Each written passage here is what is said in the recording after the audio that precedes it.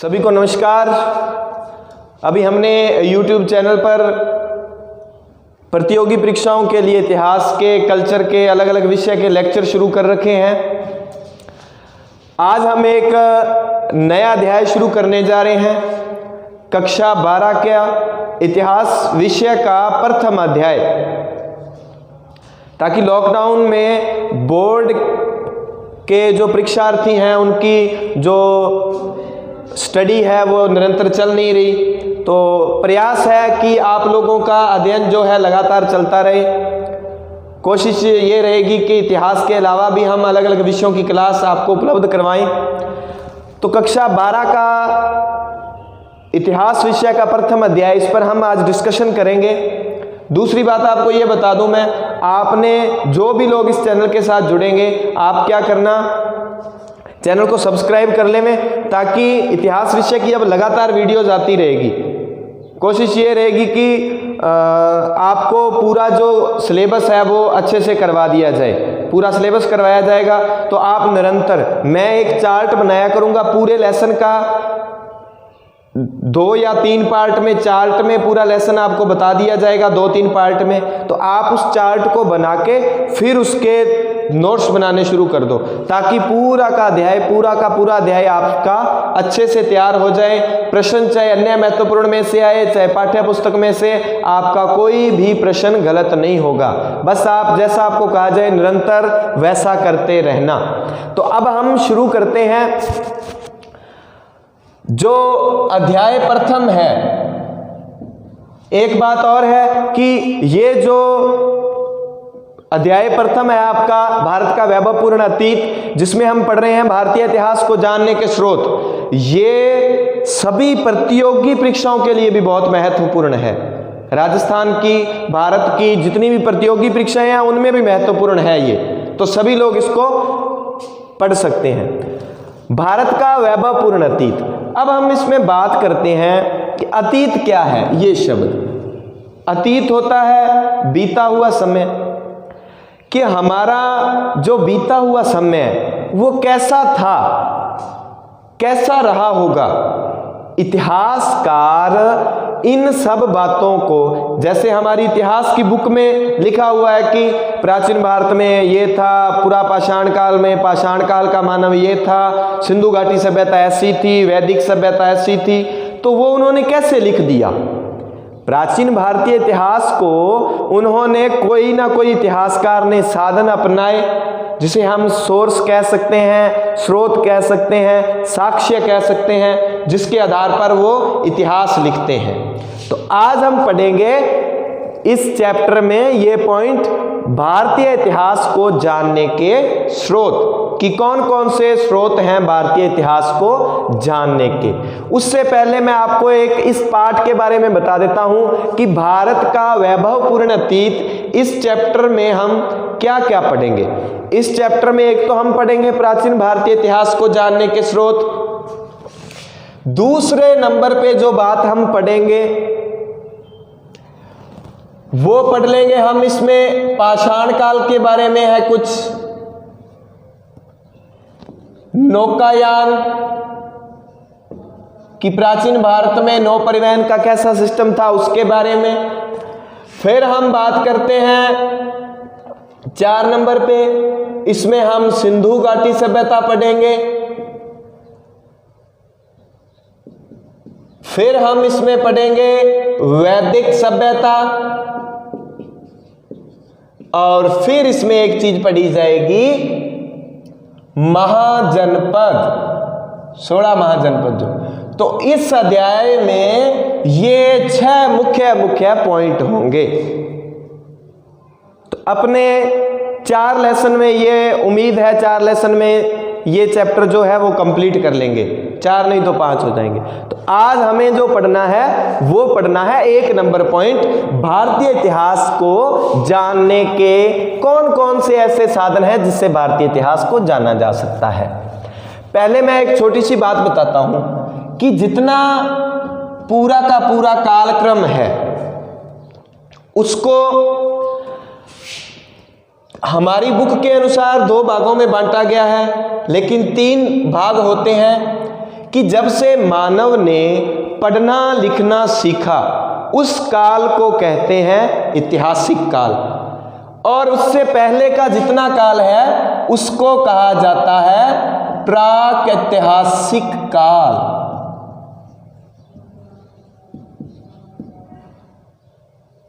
प्राक-ऐतिहासिक काल में क्या होता है? इस काल में न कुछ लिखा, और जब लिखा ही नहीं गया तो न कुछ पढ़ा गया। वो काल जिसमें मानव के द्वारा कुछ भी लिखा नहीं गया, कुछ भी पढ़ा नहीं गया। जैसे हम इसका उदाहरण मान लें प्राक-ऐतिहासिक काल या प्राग ऐतिहासिक काल का, वो एक उदाहरण है पाषाण काल, पत्थर ही पत्थर था सब कुछ। दूसरा, इसके बाद का जो काल हमारी बुक के अनुसार वो है इतिहास या ऐतिहासिक काल। जब से मानव ने लिखा भी है, वो कुछ ना कुछ लिखा गया और बाद में उसको पढ़ा भी जा सका है, वो है ऐतिहासिक काल। इन दोनों के मध्य में एक काल होता है जिसको हम कहते हैं आद्य ऐतिहासिक काल। तो तीन तरह का हो गया। प्राक ऐतिहासिक काल जिसमें न कुछ लिखा गया न कुछ पढ़ा गया, जैसे एक उदाहरण इसका हम मान लें पाषाण काल, इसका एक उदाहरण। आद्य ऐतिहासिक काल वह काल जिसमें कुछ लिखा तो गया लेकिन अभी तक उसको पढ़ा नहीं जा सका। इस काल की विशेषता लिखा है लेकिन अभी तक पढ़ा नहीं गया। इसका सर्वश्रेष्ठ उदाहरण है, उदाहरण लिखूं मैं, सिंधु घाटी सभ्यता। इसका सर्वश्रेष्ठ उदाहरण सिंधु घाटी सभ्यता। उसके बाद आता है ऐतिहासिक काल जिसमें लिखा भी गया है और पढ़ा भी गया है। तो अब हम ये बात सोचने वाली ये बात है कि ऐतिहासिक काल में तो चलो उस समय के काल के बारे में लिखा गया और बाद वाले लोगों ने उसको पढ़ लिया और इतिहास को लिख दिया, लेकिन बात यह है कि जो प्राक-ऐतिहासिक काल है जिसमें कुछ लिखा ही नहीं गया, फिर कैसे पता चला कि वो लोग कैसे होंगे? सिंधु घाटी सभ्यता की भी जो लिपि है आद्य ऐतिहासिक काल है, उसको अभी तक पढ़ा नहीं जा सका। तो फिर उसको जो जानने के स्रोत हैं उसको हम कहते हैं पुरातात्विक स्रोत, जिसके बारे में कुछ लिखा तो नहीं है लेकिन उत्खनन से प्राप्त जो सामग्री मिल गई खुदाई में, या अभिलेख मिल गए, पुराने सिक्के मुद्राएं मिल गई, स्मारक भवन, मूर्तियां व मंदिर, शैल चित्रकला, जिससे हम उस समय के इतिहास के बारे में जानते हैं। दूसरा हमारा पॉइंट अब हम बात करते हैं, ये तो होगी एक इसकी भूमिका कि किस तरह से हम इतिहास को जानते हैं। इतिहास को जानने के स्रोत दो तरह के हैं, पुरातात्विक स्रोत और दूसरे हैं साहित्यिक स्रोत। पुरातात्विक स्रोत जो होते हैं, आज हम जितना भी पढ़ेंगे पुरातात्विक स्रोत के बारे में पढ़ेंगे। साहित्यिक स्रोत के बारे में आपको बता देता हूं कि साहित्यिक स्रोत क्या है, दो भागों में बंटे हुए हैं, धार्मिक साहित्य और धर्मेतर साहित्य। धार्मिक साहित्य धर्म से संबंधित, जैसे ब्राह्मण साहित्य, जैसे हम इसकी शुरुआत हम मान लेते हैं वेदों से, 4 वेद हो गए, उसके बाद ब्राह्मण ग्रंथ आए, उपनिषद आ गए, आरण्यक आ गए, जो भी वो है ब्राह्मण साहित्य। बौद्ध धर्म से जितना साहित्य है बौद्ध साहित्य, और जैन धर्म का जो साहित्य वो है जैन साहित्य। इससे भी हम भारतीय इतिहास को जानते हैं। दूसरा है धर्मेतर साहित्य, जिसमें ऐतिहासिक ग्रंथ आ जाते हैं। जैसे एक उदाहरण मैं दे दूं आपको, अर्थशास्त्र, कौटिल्य का अर्थशास्त्र। 2 नंबर पॉइंट इसमें आ जाता है विशुद्ध साहित्यिक ग्रंथ। इसमें क्या आता है, नाटक जितने भी लिखे गए, व्याकरण जितने भी लिखे गए, वो सब चीजें, टीकाएं, वो विशुद्ध साहित्य ग्रंथों में आते हैं। जैसे कालिदास ने नाटक वगैरह लिखे, पाणिनि की अष्टाध्यायी। फिर आता है क्षेत्रीय साहित्य। अलग अलग क्षेत्र की देखो अलग अलग भाषा होती है, तो इसमें हम रखते हैं जैसे मान लो तमिल भाषा का साहित्य, तेलुगु भाषा का साहित्य, राजस्थानी भाषा का साहित्य। 4 नंबर पॉइंट इसमें हम रखते हैं विदेशी साहित्य। विदेशी में भी अलग अलग पॉइंट बन जाएंगे, क्या क्या? अरबी साहित्य, यूनानी साहित्य, यूनानी जो लेखक आए, जैसे मैं उदाहरण दूं इंडिका जिसने लिखी, इंडिका पुस्तक लिखने वाला कौन था? मेगास्थनीज।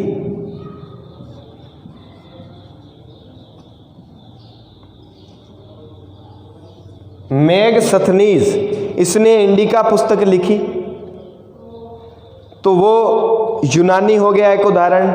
फिर अरबी लेखकों ने कुछ लिखा, ये इसके बारे में हम कल ही विस्तार से नेक्स्ट क्लास में पढ़ेंगे। फिर इसी तरह चीनी साहित्य हो गया, फारसी साहित्य हो गया, वो सब। और धर्मेतर साहित्य में एक हम रख लेते हैं इसमें वंशावलियां।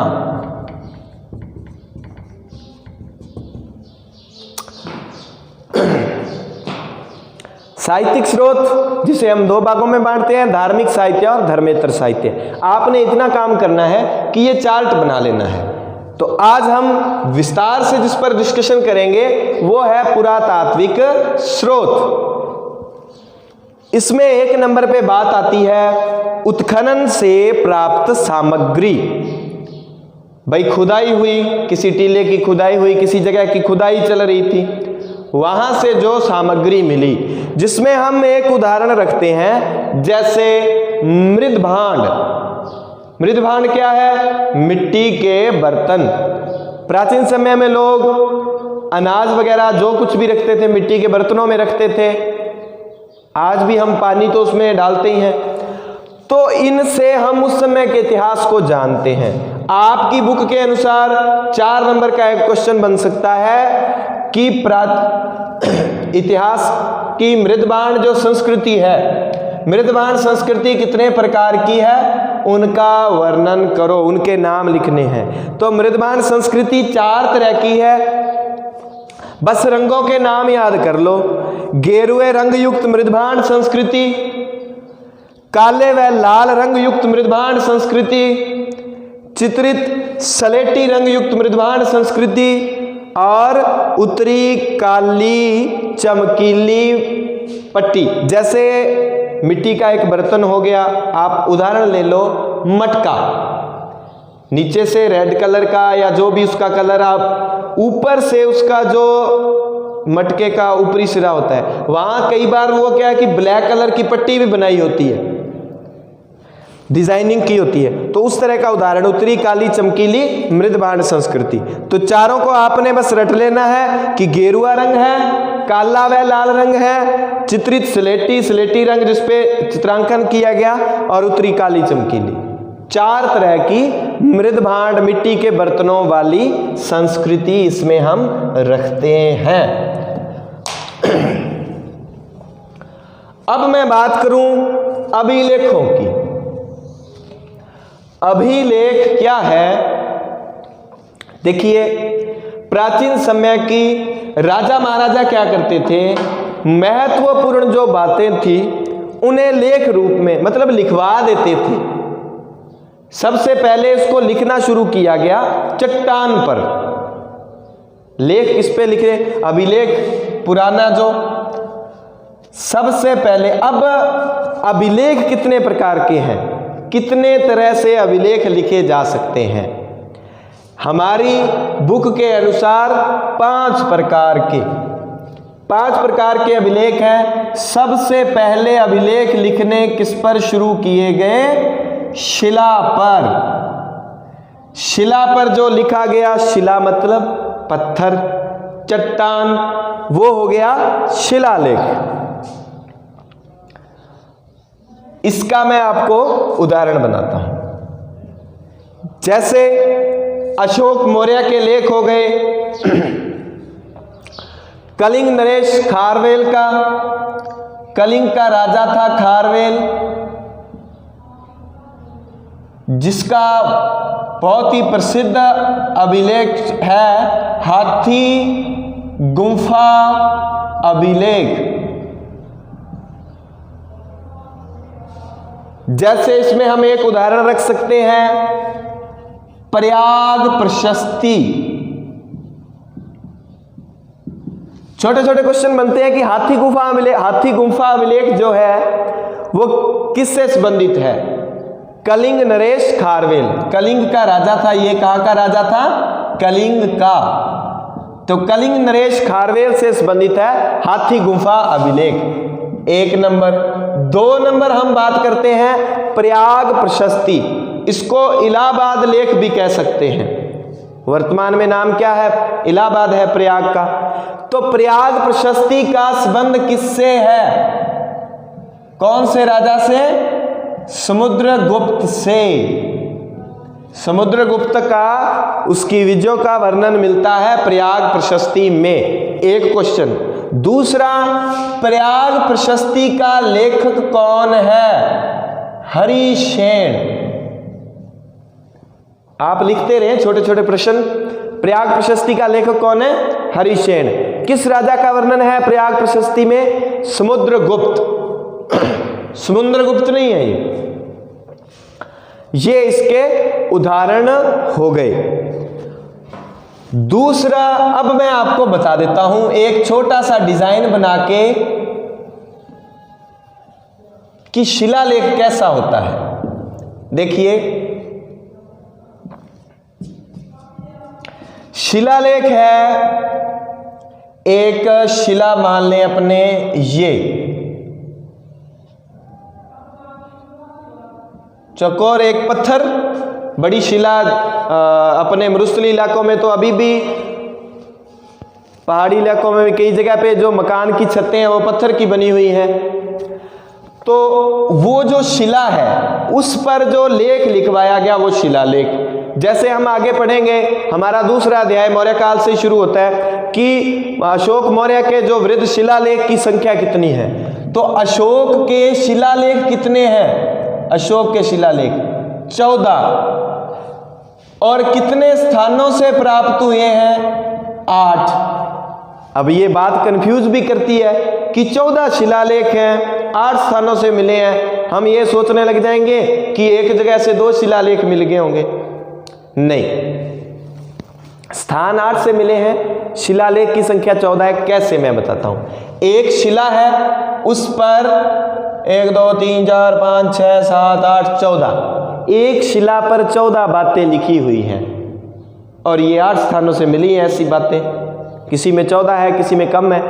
तो शिलालेखों की संख्या कितनी मानेगी? 14। शिलालेख कैसा होता है? ऐसी शिला पर लिखा गया लेख शिलालेख।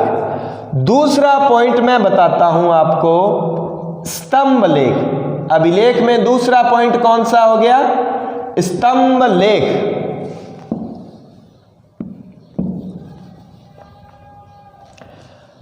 स्तंभ लेख कैसा होता है, यही हम इसका उदाहरण दे लेते हैं।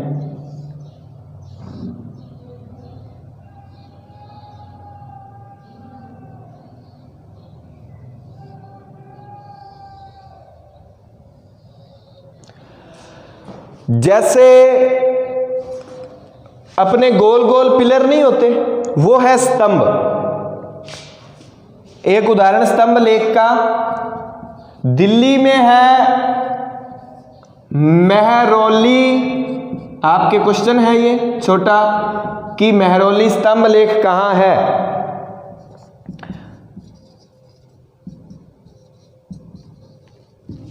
तो मेहरौली ये दिल्ली में है। मेहरौली में एक स्तंभ है जिस पर लेख लिखा गया है, ऐसे स्तंभ पर, पिलर पर, तो उसको हम स्तंभ लेख कहते हैं। अब बात यह है कि मेहरौली स्तंभ लेख का संबंध किस राजा से है? इसके ऊपर लिखा गया है चंद्र। तो वो चंद्र कौन था? चंद्रगुप्त द्वितीय है। यानी कि चंद्रगुप्त विक्रमादित्य। तो गुप्त वंश के राजा चंद्रगुप्त द्वितीय से संबंधित है महरौली लौह स्तंभ। ये हो गया स्तंभ लेख का उदाहरण। स्तंभ लेख के बाद 3 नंबर पे आता है गुहा लेख।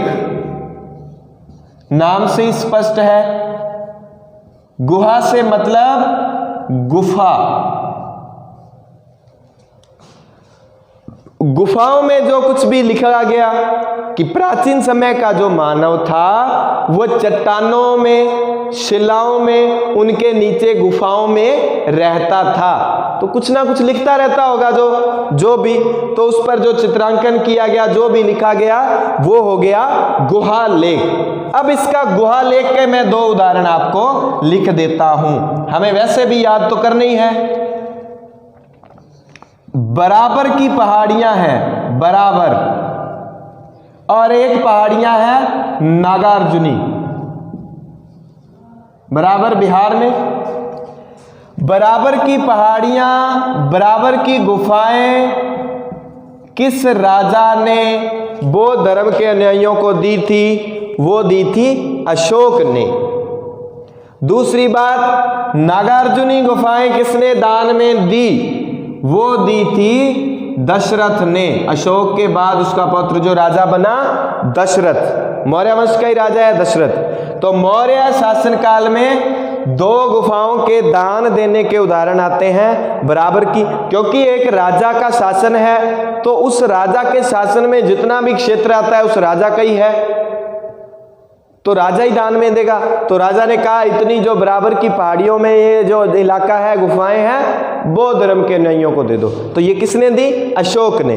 नागार्जुनी पहाड़ियों में गुफाएं दान में दी दशरथ मौर्य ने। ये गुहा लेख।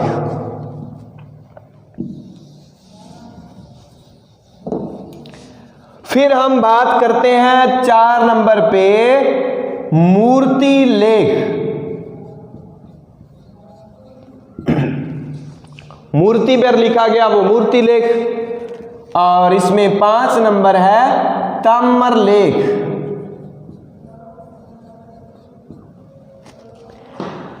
ताम्र लेख तांबे का एक चद्दर है, तांबे की छोटी सी पतली सी, जैसे कपड़े की तरह कटाई की हुई, उस पर जो लिखा गया वो ताम्र लेख। ताम्र लेख का एक उदाहरण हम पूर्णा ताम्र लेख भी लिख सकते हैं, जो कि प्रभावती गुप्ता का है, चंद्रगुप्त द्वितीय की पुत्री। तो खैर ये इतना ज्यादा इंपॉर्टेंट नहीं है हमारी बुक के अनुसार। तो अभिलेख हो गए 5 प्रकार के। शिलालेख अभिलेखों के प्रकार हैं ये, शिलालेख, स्तंभ लेख, गुहालेख, मूर्ति लेख और ताम्र लेख। अब हम नेक्स्ट पॉइंट पे बात करते हैं सिक्के व मुद्राएं। सिक्के व मुद्राएं। अब एक बात मैं आपको बताता हूं कि सोचने वाली बात यह है कि सिक्के से कैसे पता चलता है कि उस समय का इतिहास कैसा था। पता चलता है कैसे? मैं आपको एक बात बताता हूं कि सबसे ज्यादा जो सिक्के भारतीय इतिहास में किस काल में चलते हैं? प्राचीन भारतीय इतिहास में सबसे ज्यादा सिक्के चले थे मौर्योत्तर काल में। ठीक है। और सबसे ज्यादा सोने के सिक्के किस काल में चले? गुप्त काल में सर्वाधिक सोने के सिक्के। अब इससे हम क्या अंदाजा लगाएंगे? तो गुप्तों के बाद जो गुप्तोत्तर काल आएगा उस समय क्या होता है कि सिक्के बहुत कम देखने को मिलते हैं। इसका मतलब कि मौर्योत्तर काल और गुप्त काल में, यानी कि मौर्यों के बाद का काल मौर्योत्तर काल और गुप्त, इन 2 काल में बहुत ज्यादा सिक्के चले। इसका मतलब इस समय व्यापार वाणिज्य बहुत ज्यादा समृद्ध था। इसके विपरीत गुप्तों के बाद का काल गुप्त उत्तर, गुप्तों के उत्तर, गुप्तों के बाद का काल, उस समय व्यापार वाणिज्य थोड़ा कम हो गया तो सिक्के कम देखने को मिलते हैं। सिक्कों में मैं आपको बताता हूं कि हमारे इतिहास में सबसे पहले लेख युक्त, क्वेश्चन है आपके काम का कि लेख युक्त सिक्के सबसे पहले किसने चलाए, किस वंश के लोगों ने? तो हिंद यवन शासकों ने। यूनान के जो राजा अपने यहां आक्रमण करने आए थे बैक्ट्रिया के, और यहीं के होकर रह गए। तीसरा अध्याय होगा हमारा 12वीं की बुक का, बाह्य आक्रमण और आत्मसातीकरण, उसमें हम इन्हीं को पढ़ेंगे। तो इन्होंने, हिंद यवन शासकों ने सबसे पहले लेख युक्त सिक्के चलाए, और सबसे ज्यादा शुद्ध सोने के सिक्के किस वंश के लोगों ने चलाए? शुद्ध सोने के सिक्के वो चलाए कुषाण वंश के लोगों ने। शुद्ध सोने के सिक्के। अभी इस पर विवाद बना हुआ है कि भारत में सबसे पहले सोने के सिक्के कौन जारी करता है। मिनांडर का कहा जाता है। अभी मिनांडर का एक सिक्का मिल भी गया है भारत में, भारत का वर्तमान भारत की स्थिति में, लेकिन एनसीईआरटी की जो एजेंसी है उसने इसको अप्रूव नहीं किया है। अभी तक हमें भी यही मानना है, सबसे पहले जो सोने के सिक्के चलाए वो कुषाण वंश के लोगों ने चलाए, और कुषाण वंश में जो चलाने वाला वो राजा था वो था विम कडफिसस। हमारी बुक में इसका जिक्र नहीं है तो आपको इसको याद नहीं करना।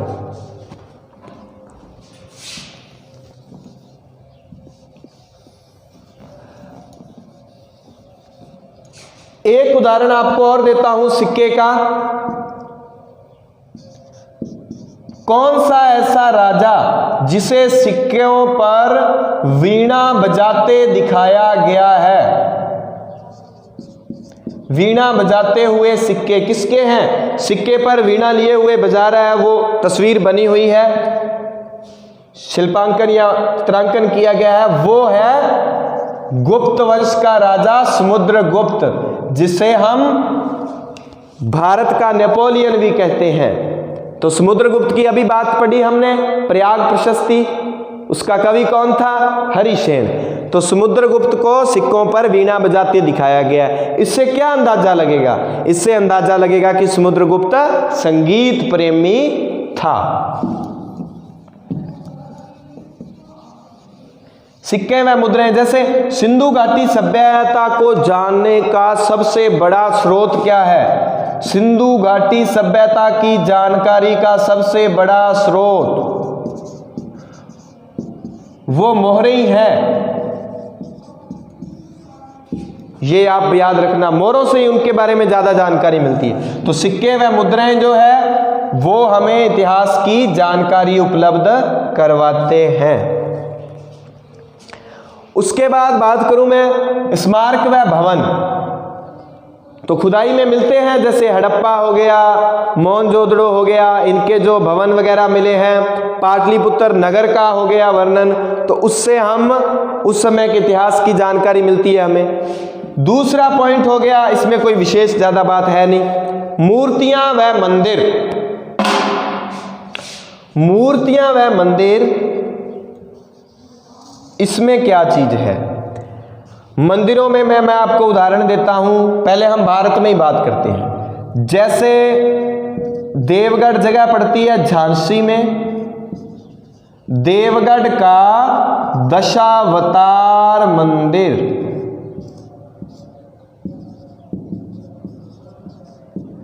इसकी विशेषता क्या है?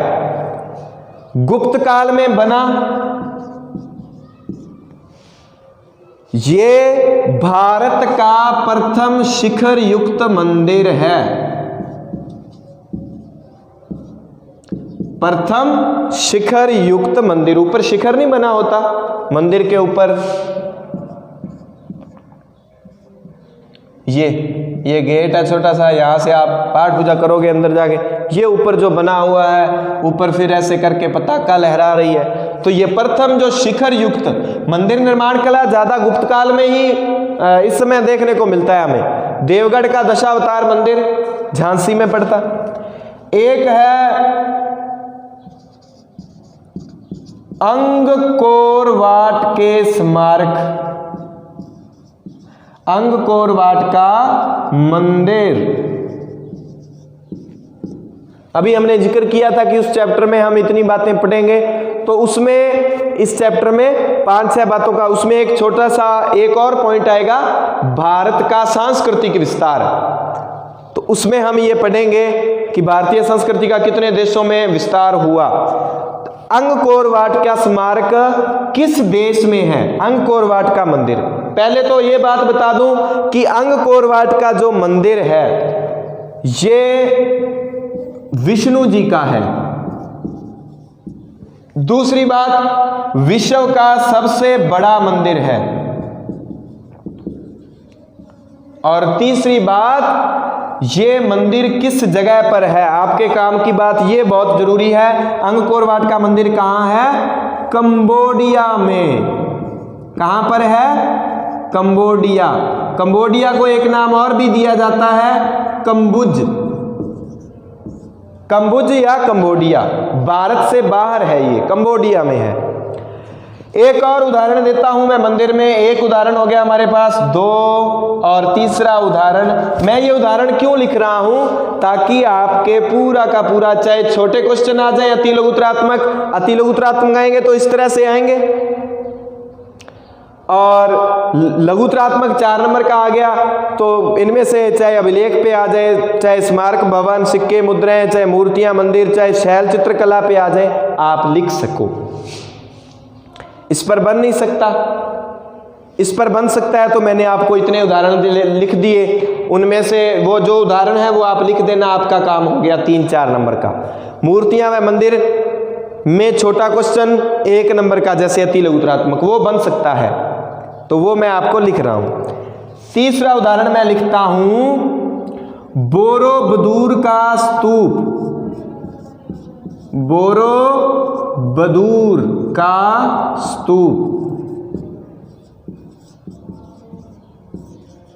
बौद्ध धर्म से संबंधित है। स्तूप, विहार, पाठ पूजा से संबंधित बौद्ध धर्म की। विहार उनके भिक्षुओं के रहने की जगह थी। पहली बात हमें इसमें एक ही याद रखनी है कि बोरोबदूर का स्तूप कहां पर स्थित है? जावा में।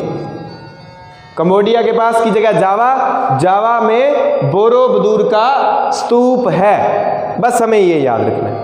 अब एक पॉइंट रह गया हमारा, फिर हम क्लास को एंड करते हैं। चलो इसके बारे में मैं ऊपर लिख देता हूं, आपने उतारना हुआ उतार लेना। शैल चित्रकला, क्वेश्चन 2 नंबर का बन सकता है इस पर कि शैल चित्रकला क्या है।